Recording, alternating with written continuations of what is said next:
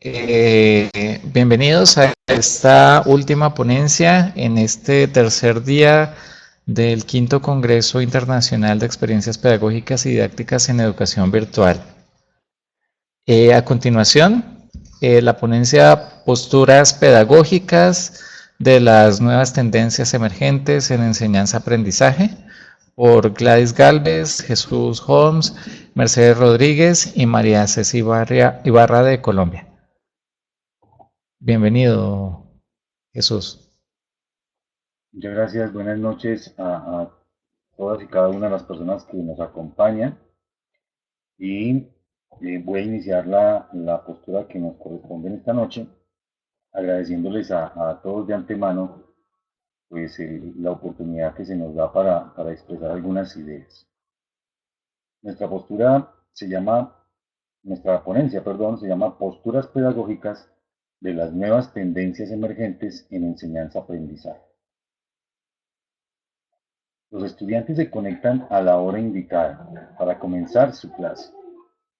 El docente saluda a todos los integrantes y se inicia la asesoría que se había organizado.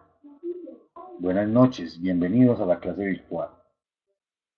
Frases, situaciones como esta se escuchan a diario en muchos lugares y en diversos ámbitos de la vida empresarial, académica y social.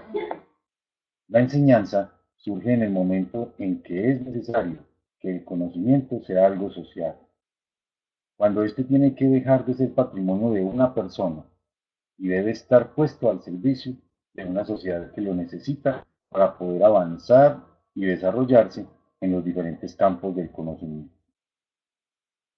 Al conocimiento volverse algo enseñable, es decir, algo que las personas podían y debían aprender, surge la necesidad de generar formas para que el mismo llegase a los seres humanos de una manera amena y sobre todo que fuese significativa, que las personas pudiesen no solo conocer, sino comprender aquello a lo cual tenían acceso. Las personas y las instituciones comenzaron entonces a coadyuvar en el proceso de transmisión del conocimiento, en la manera como éstas podían acercarse a conocer e interactuar con las demás, adquiriendo de esta manera no solo conocimientos, sino habilidades, actitudes. Con el paso del tiempo, las formas de enseñanza fueron tomando el carácter de metodologías y de la mano de la didáctica se comienzan a crear estrategias para que el conocimiento de las personas. Los seres humanos poseen diferentes ritmos de aprendizaje.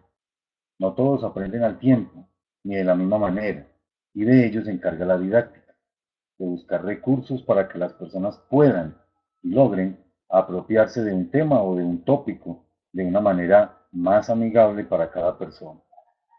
Es esta área del conocimiento la que se dedica a investigar y a innovar instrumentos y herramientas para que las personas logren obtener un máximo aprendizaje. Por supuesto que la didáctica no es el único factor que interviene en el proceso de enseñanza-aprendizaje. Las formas de enseñar y las metodologías comienzan entonces a aparecer. Las primeras desde la experiencia, como ensayo-error. Las metodologías eran en algunos casos sistematizadas en escritos acerca de qué se estaba haciendo, cómo lo hacían, qué sucedía y cuáles eran los aprendizajes a los que se llegaba. La educación aparece mucho antes de aparecer las ideas pedagógicas como tal. Estas surgen en el momento en que el educador comienza a reflexionar sobre el proceso y organiza y sistematiza su práctica. La educación y las prácticas, con el paso del tiempo, se fueron perfilando y acomodándose a los diferentes cambios de época y con ellos de pensamientos que se presentaban en la vida laboral y cotidiana del hombre. Con el paso de los tiempos la educación se va popularizando. Ya no era privilegio de élites, sino que las personas querían y podían acceder a diferentes maneras de aprender y educarse. La práctica pedagógica ha transformado la escuela, la ha convertido en un nicho de autoritarismo y desconocimiento del sujeto, al integrar a la misma una serie de acciones y actividades que no le permiten a los estudiantes ser ellos mismos. Se desconoce así la persona que hay en el estudiante. La escuela, ese espacio físico que encarcela nuestro accionar y encuentro con la naturaleza, deshumaniza nuestro propio ser, la particularidad, la singularidad, la riqueza de diversas maneras de percibir, sentir y asumir el ritmo. Galvis Rodríguez e Ibarra, 2015. Si la escuela es ese espacio que se supone debe ser de concertación, ha perdido esa característica y se ha tornado en algo en lo que muchas veces los estudiantes no encuentran sentido. Pero no solo es a nivel de las escuelas, sino que se da a otros niveles, en los cuales el docente es el centro de todo el accionar, y solo él puede tomar decisiones y además avalar aquello que los estudiantes piensan, hacen y presentan en su respectivo trabajo o proyecto. Las llamadas pedagogías tradicionales se apoderaron entonces de la educación y por siglos se habló de ellas, y es más, se les practicó y las mismas fueron las que orientaron todo el accionar educativo en las instituciones. Con la aparición de herramientas tecnológicas como el ordenador, se comenzó a mirar la práctica pedagógica desde otra perspectiva, y a finales de los años 60 comienza a aparecer la tecnología educativa y toda su cantidad de aparatos que se suponía debían aplicarse a la educación para que ésta tuviese mejores resultados. Es así como se implementan en las instituciones educativas centros de recursos que buscaban poner al servicio de la educación lo mejor, lo último, en adelantos tecnológicos, y los salones se llenaron de equipos para acercar al estudiante al mundo, para que éste tuviese más acceso a las nuevas tecnologías de la información y la comunicación, como se les dice hoy en día, a los elementos que cumplían con una función similar a la tecnología educativa.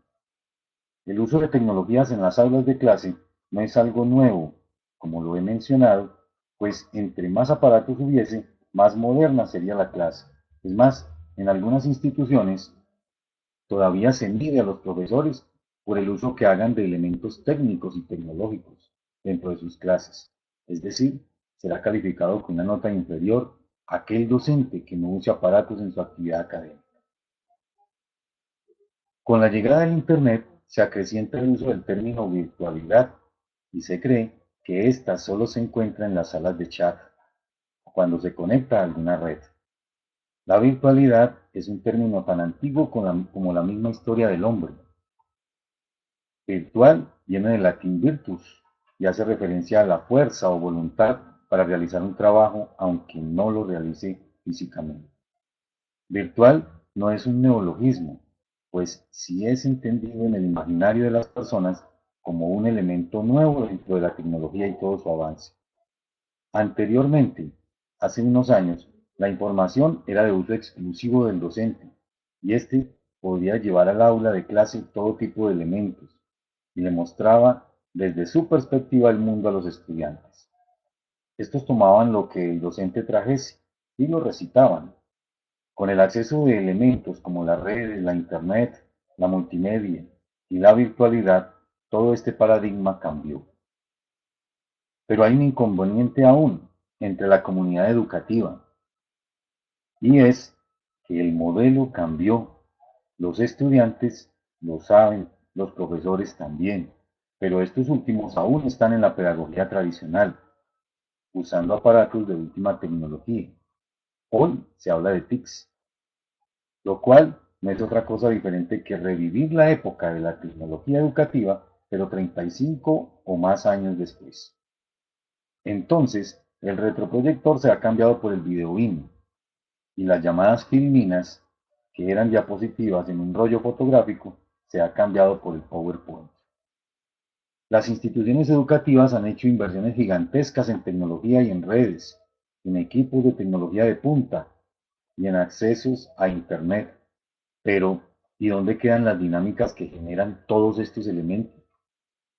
¿Hasta dónde nuestros, hasta dónde estos nuevos elementos aportan e impactan la dinámica escolar? Solo se puede hablar de virtualidad si hay computadores interconectados a través de una red. La virtualidad, como ya se ha mencionado, es una dinámica que ha existido desde tiempo atrás. Lo virtual es parte del pensamiento mismo del ser humano. La virtualidad está en la espiritualidad, en ese sentir la presencia de algo sobrenatural y que aunque no se ve, se siente como algo real. Lo virtual no se opone a lo real, a lo actual y el mediador en su papel de interfaz entre realidad y actualidad. Levy, 1998.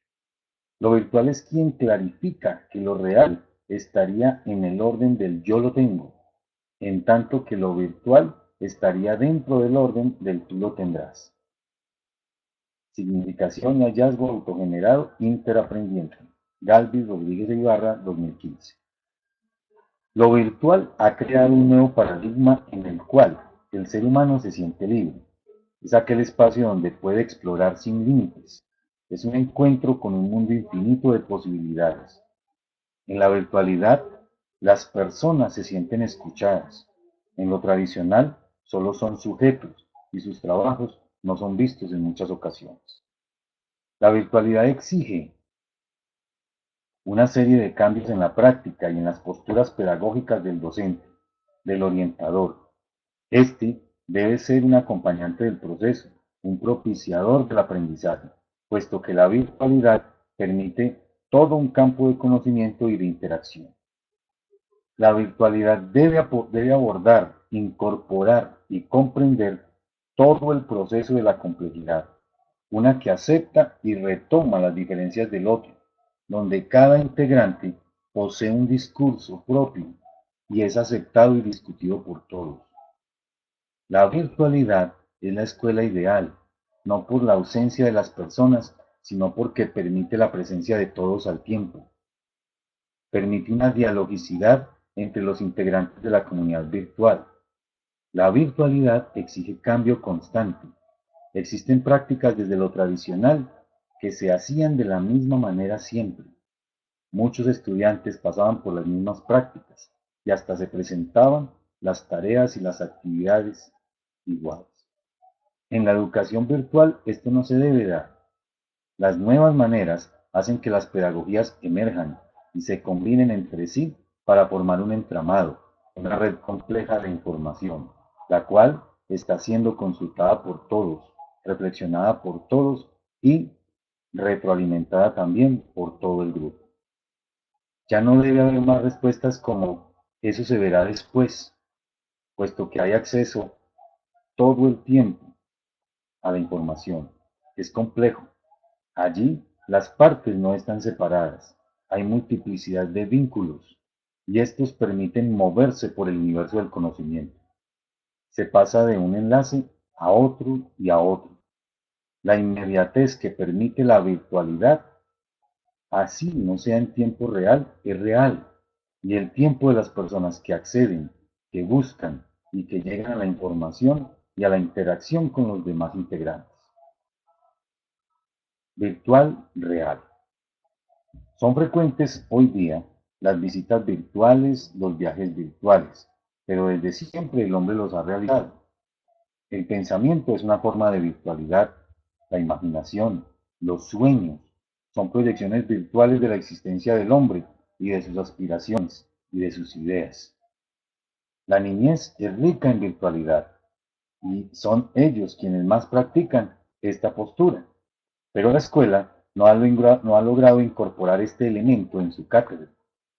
Surge la pregunta, ¿qué es lo que sucede con los juegos? Con esa experiencia desde lo virtual en la cual los niños o las personas pueden pasar horas frente a una máquina que está en red y no se cansan. Y cada momento quieren más y más. Las pedagogías emergentes tienen que poseer ese componente virtual, o mejor, deben ser virtuales, pero no necesariamente estar ligadas a una máquina de cómputo, pues como se ha venido mencionando en este documento, no solo se puede hablar de virtualidad desde las TICs, sino también desde la generación de habilidades que permitan fortalecer procesos de pensamiento, desde aquella perspectiva que busque complejizar la forma en que las personas vean todos estos procesos. Esto es mirar los elementos en su perspectiva, en sus componentes, los cuales, aunque están separados, no son ajenos los unos de los otros. En las redes, los elementos se enlazan entre sí. Cada componente es una parte del todo y cada uno es importante, no es excluyente. En las posturas pedagógicas emergentes, los discursos se complementan, las diversidades se retroalimentan encontrando sus diferentes sentidos y posiciones, pero ello requiere también de una serie de cambios en los paradigmas de los docentes. Las pedagogías se involucran en las posturas que están emergiendo porque el medio lo pide, pero ¿y la práctica pedagógica derivada de esas nuevas exigencias sí está respondiendo al desafío? Se encuentran estudios sobre las TICs, sobre su uso adecuado en procesos educativos, pero muchos no van más allá de mirar alternativas, formas para incorporarse estas en las clases, en las aulas. Como se mencionaba anteriormente, en su gran mayoría lo que se hace es pasar de lo que se escribe en el tablero al computador y proyectarlo, pero no hay un análisis profundo acerca de lo que verdaderamente significa la virtualidad, sus implicaciones en los procesos y mejor, cuál sería la manera de llevar a los estudiantes a fortalecer la virtualidad. Tendencias pedagógicas emergentes en la sociedad del conocimiento, puntos de encuentro, complejidad, redes. El pensamiento desde la complejidad se encuentra en constante construcción a partir de la interacción permanente con su entorno.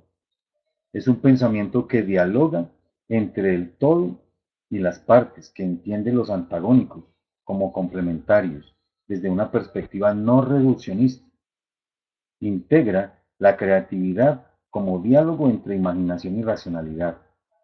La virtualidad permite la creación e interacción de redes, redes que crecen, redes que aprenden unas de otras, son autopoiésicas, puesto que se autoorganizan y se reconstruyen, pero también se reconstruyen constantemente. Las redes a través o a partir mejor de la complejidad se entienden como un todo, donde cada una de sus partes es complementaria de la otra. En las posturas pedagógicas emergentes es muy importante el reconocimiento del otro, de todas y cada una de las partes que integran un todo. Cada elemento constitutivo del proceso tiene su propia composición y crece con los otros. Principios de la complejidad. El principio sistémico pone de relevancia las interacciones que se dan entre las entidades que conforman los fenómenos del mundo. Entender los fenómenos como redes formadas por nodos entre los que se presentan vínculos. Cada nodo está formado por una entidad y las relaciones se configuran como conexiones entre las que circula materia y energía. Desde el principio sistémico, el mundo se conforma como una gran trama multidimensional en la que se suceden relaciones continuas entre los elementos situados en diversas escalas. El principio dialógico nos presenta la posibilidad de unir dos principios o conceptos. La integración de elementos antagónicos nos ayuda a entender la complejidad de los sistemas. La dialógica nos presenta las entidades dentro de un continuo en el que se mueven de forma permanente, donde no existe un punto equidistante entre extremos. El principio hologramático establece una relación de inclusión entre el todo y las partes, sistema y sus componentes. Entender los seres vivos desde este principio comporta relacionar organismo y célula. Desde el primero está formado por células y a la vez cada célula contiene la totalidad. A modo de conclusión, lo virtual no se opone a lo real, sino a lo actual y el mediador en su papel de interfaz entre realidad y actualidad. Levy, 1998. Lo virtual es quien clarifica que lo real estaría en el orden del yo lo tengo. Lo virtual es reconocer que el otro está más cerca que siempre, pero no solo su presencia, sino también su esencia, y por lo tanto se debe entender al otro como un todo complejo al que se puede aportar para su crecimiento. La virtualidad se convierte en mediación pedagógica, como emergencia del nuevo paradigma. Activa dinámicamente el sentido estético en cuanto a percepción, comunicación, expresión y producción cognitiva. Esta mediación logra que los conocimientos cohabiten para ver, desde una perspectiva de conjunto, entendiendo a la persona como una y a la vez un todo en relación al universo. Y es que con la pedagogía del nuevo paradigma, justamente pretendemos alcanzar esa diversidad desde una subjetividad colectivizada, que a la postre se revierte en un metarrelato, cuando se pasa a ser patrimonial, una vez posesionado en el subconsciente colectivo. Una sociedad de la información exige una nueva alfabetización basada en los nuevos medios tecnológicos y en los nuevos lenguajes que ellos suponen, generando elementos emergentes que permean el ámbito de la educación. Los procesos de enseñanza se ven obligados a indagar cómo se suscitan en una relación de aprendizaje ya no solo mediada por el lenguaje oral y escritural, sino por el iconográfico, la imagen digital, multimedial, entre otros variados sistemas de representación que traen consigo nuevas maneras de pensamiento visual y perceptivo sensorial. Muchas gracias.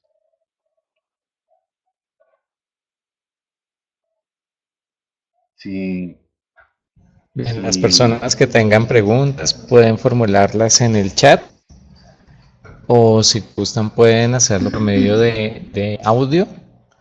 También les recuerdo que está dispuesto el foro en este momento en el chat para que puedan ingresar allí también y hacer sus preguntas. Bien, tenemos una pregunta de Andrés Tamayo.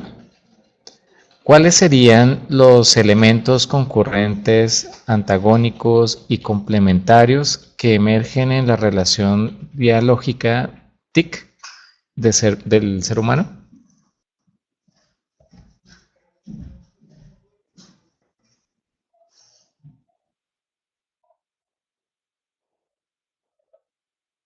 bueno, eh, hablando de TICs,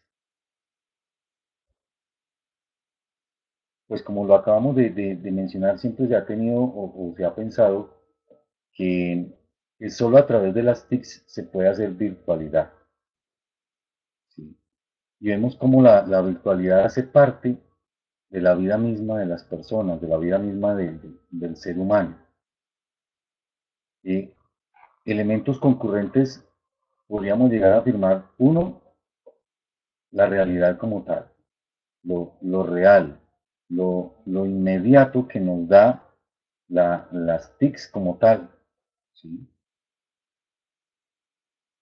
Lo complementario dentro de o mejor, lo complementario entre las TICs y es que permite una dialogicidad constante, permite que las partes que están dentro de ese entramado complejo, como lo hemos venido mencionando en la ponencia, permite que esas partes estén en diálogo constante, estén siempre construyéndose, como hablamos ahí, mencionamos algo desde la autopoiesis, siempre se está construyendo, se está deconstruyendo y a la vez se está reconstruyendo de nuevo.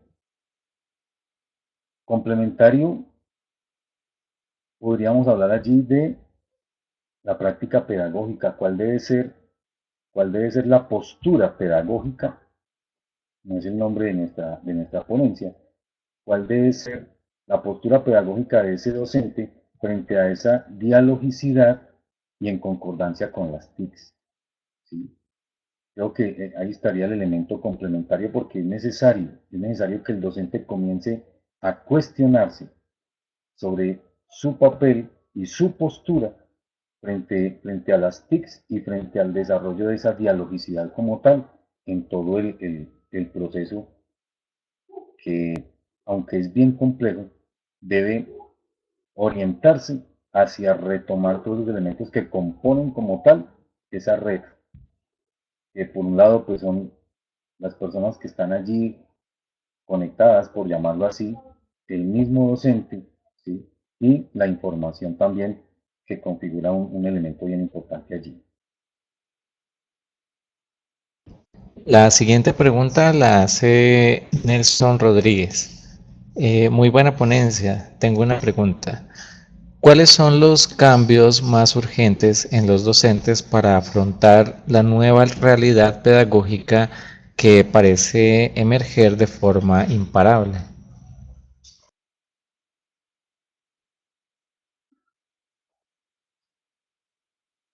Muchas gracias por la pregunta. Yo creo que el primer cambio súper urgente es que el docente se quite el peso de encima de ser poseedor y centro del conocimiento. Aunque el docente tiene un conocimiento, no es el único que lo tiene. Nunca ha sido así, pero en la pedagogía tradicional siempre se ha visto al docente como la superbiblioteca y la enciclopedia que todo lo sabe y todo lo contiene. Creo que un primer cambio es ese, es que los docentes nos despojemos de ese peso tan tremendo de creernos y hacerle creer a nuestros estudiantes y a las personas que nos escuchan a diario que somos poseedores únicos del conocimiento. Creo que ese cambio debe ir hacia la dialogicidad, hacia el encuentro, hacia la intercomunicación, hacia precisamente lo que plantea la complejidad, que el docente entienda que sus estudiantes, las personas que lo escuchan, son partes de ese todo y que como partes de ese todo son importantísimas en todo el proceso.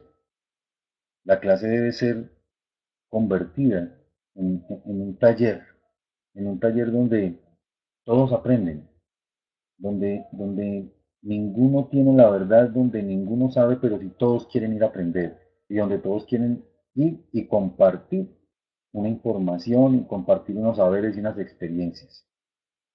Creo que el otro cambio importante es la democratización de la clase como tal. ¿Sí?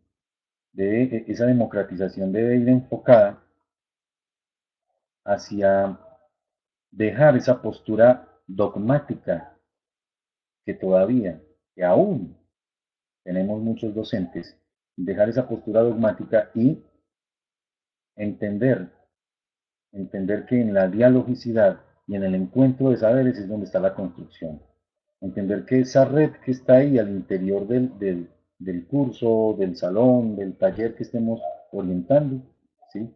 Que esa red debe ser una red autopoyésica, como lo mencionamos ahí en la ponencia. Una red que se construye todos los días, una red que se construye a partir del conocimiento que trae cada uno de los integrantes de esa red. Creo que esos cambios son urgentes y eso ayudaría a construir muchísimo más unas posturas pedagógicas que vayan más allá de esa práctica pedagógica tradicional, que aunque tiene elementos muy positivos, ¿sí?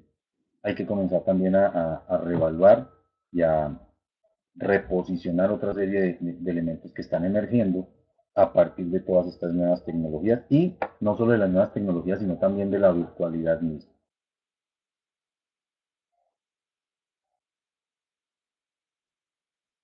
Tenemos otra pregunta de Cristian Cepeda. Gracias, Jesús. ¿Cuáles serían las didácticas apropiadas en el empleo de las TIC en la educación a distancia?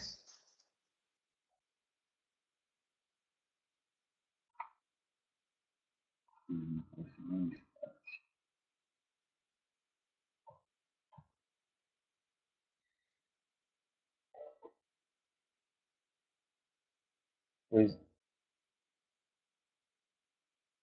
yo creo que la didáctica debe ser un elemento que acompaña constantemente a las personas en su proceso de aprendizaje. Los seres humanos no tenemos los mismos ritmos de aprendizaje. Todos poseemos, y es algo en lo que diferimos muchas veces de lo que se habla popularmente, y es que se dice que hay niños o hay personas que tienen necesidades educativas especiales. Yo diría que todos tenemos necesidades educativas especiales. Y es ahí donde la didáctica tiene que comenzar a hacer su papel. En educación a distancia, en educación a distancia, todo lo que es el ámbito de las TICs tiene que estar diseñada y pensada en esos ritmos de aprendizaje que tienen las personas. Luego, es muy complicado pues mirar el ritmo de cada persona y comenzar a diseñar elementos para cada persona. ¿Sí? Eso es bien complicado. Pero sí se pueden comenzar a generar una serie de elementos en los cuales las personas que están asistiendo a esos cursos de educación a distancia o a esas capacitaciones de educación a distancia, en las cuales las personas se vean reflejadas también. Es mostrar el curso y también darle participación a esas personas que hacen parte de esa educación para que ellos mismos comiencen a generar elementos que ayuden a ir optimizando, ¿sí?, esos procesos de educación a distancia. El acompañamiento constante es dentro de la didáctica allí. Que sean elementos muy cotidianos, que se trabaje dentro de esas plataformas con elementos muy cotidianos, con lenguaje muy cercano a las personas que están allí.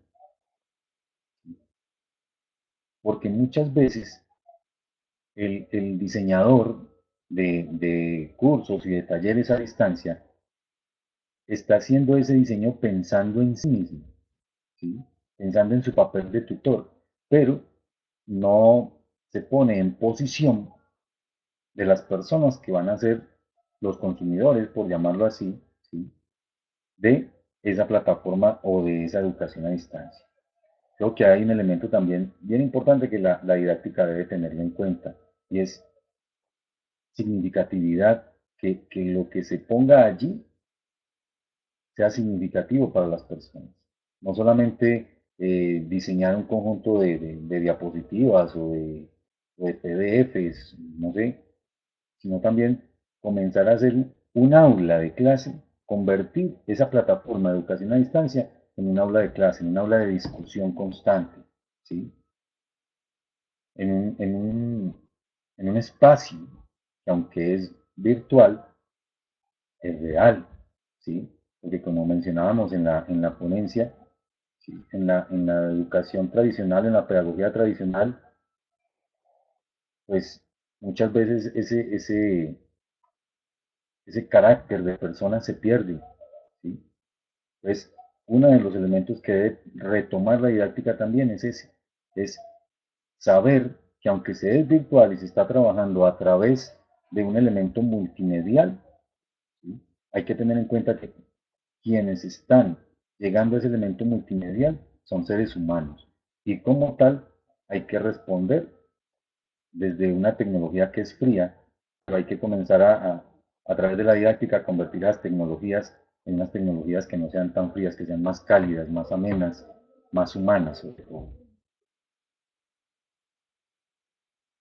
Bien, vamos con las últimas dos preguntas. John Yara, ¿cómo cambiar los paradigmas del profesor tradicional para incorporarlo a las nuevas tendencias emergentes de aprendizaje?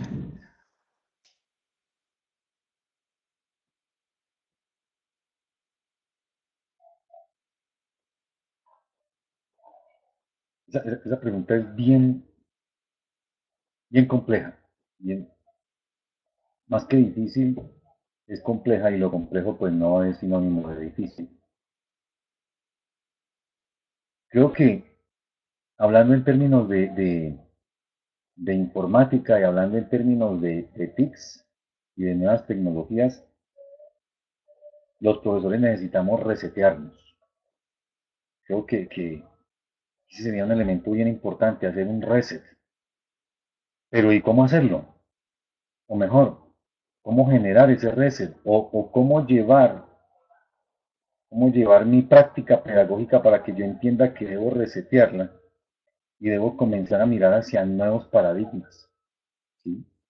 Sobre todo cuando como docente de pronto estoy posicionado en que eso me ha dado resultado y simplemente lo sigo haciendo porque me ha dado resultado, desconociendo toda una serie de elementos con los cuales el mundo ha cambiado.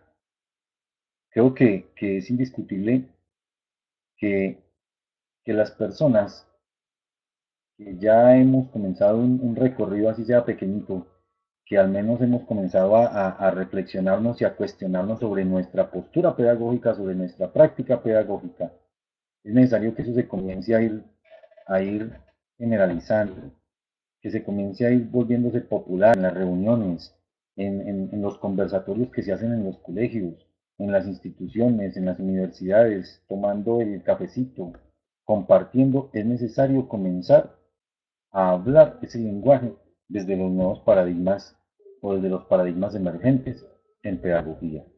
Es necesario, y voy a utilizar algo muy coloquial, es necesario volverse cansón, es necesario volverse redundante, porque solo en la medida en que nos volvamos redundantes en el tratamiento de todas estas nuevas posturas pedagógicas y de pedagogías emergentes, solo en esa nueva medida vamos a comenzar a lograr que todos vayamos cambiando. Porque no hay una fórmula mágica, no basta con escribir un libro, ni basta con colgar información en la red, no basta con eso. Esa información que tenemos ahí hay que digerirla, hay que aprenderla, hay que apropiarla, pero también hay que comenzar a divulgarla y también hay que comenzar a volver eso del día a día, que nuestra conversación de docentes del común, del día normalito, esté esos paradigmas emergentes. Creo que ese es un elemento porque uno comienza a asimilar, uno como docente comienza a asimilar aquello con lo cual está conversando todos los días. Y cuando esos temas se convierten en la conversación diaria, pues también se va interiorizando. Creo que el elemento más importante ahí es de actitud más que de conocimiento. Cuando uno tiene actitud, eh, busca el conocimiento, pero cuando no está esa actitud allí, esas ganas de cambiar, ese chip, me permite saber que hay mucho más por aprender y que hay mucho más por cambiar y que las personas que están escuchándome en mi clase, en mi taller, ¿sí? Tal vez quieran escuchar otra cosa o tal vez lo quieran o quieran oír desde otro punto de vista. ¿Sí? Cuando yo comienzo a entender eso, creo que ese es un buen elemento para comenzar a cambiar esos paradigmas tradicionales que están muy arraigados en nosotros los docentes, además porque fuimos formados desde allí. ¿Sí? Entonces creo que un primer elemento es el cambio, es mi cambio de actitud, ¿sí? Es entender que ese cambio de actitud debe generarse porque como persona debo también contribuir a un mundo que está cambiando y que está reorganizándose y creciendo todos los días mucho más y más.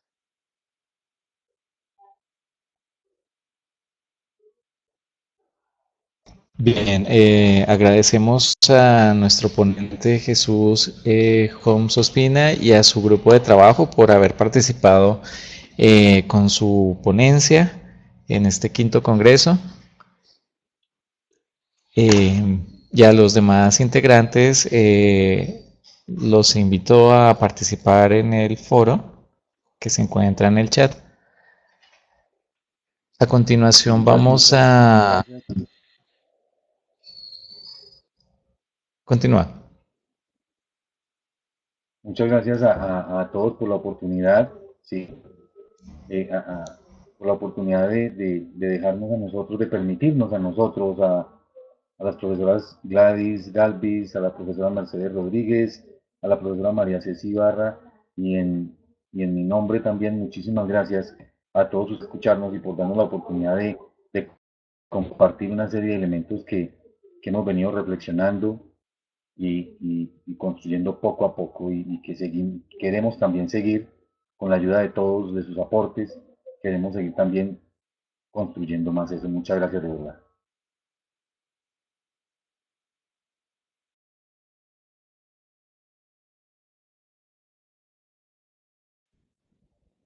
Bien, entonces agradecemos a nuestros ponentes y los invito a las palabras de clausura en aproximadamente 5 minutos para que escuchemos las palabras de clausura de los directivos del quinto congreso. Muchas gracias a todos por participar y nos vemos en una próxima oportunidad.